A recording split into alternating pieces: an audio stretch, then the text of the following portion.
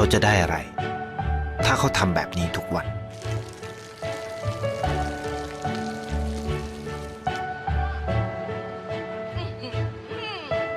เพิ่งจะมา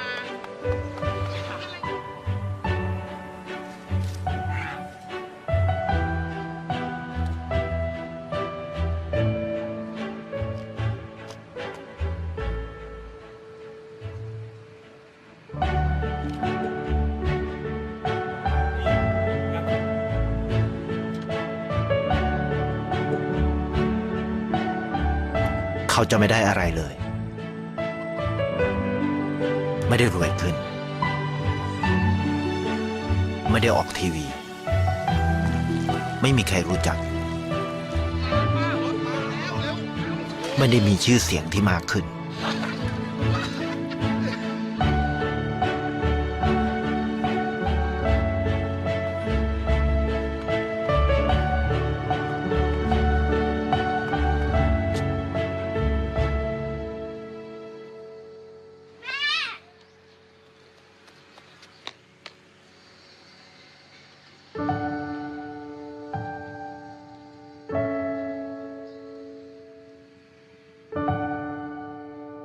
เพราะสิ่งที่เขาได้ คือได้แค่ความรู้สึก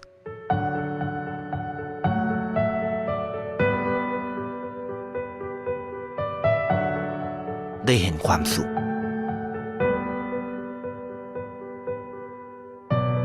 ได้เข้าใจ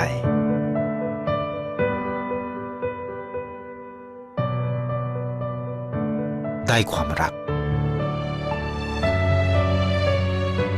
ได้ในสิ่งที่เงินซื้อไม่ได้ ได้โลกที่สวยงามกว่าเดิม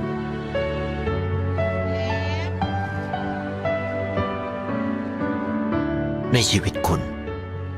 อะไรคือสิ่งที่คุณต้องการมากที่สุด ไทยประกันชีวิตเชื่อในความดี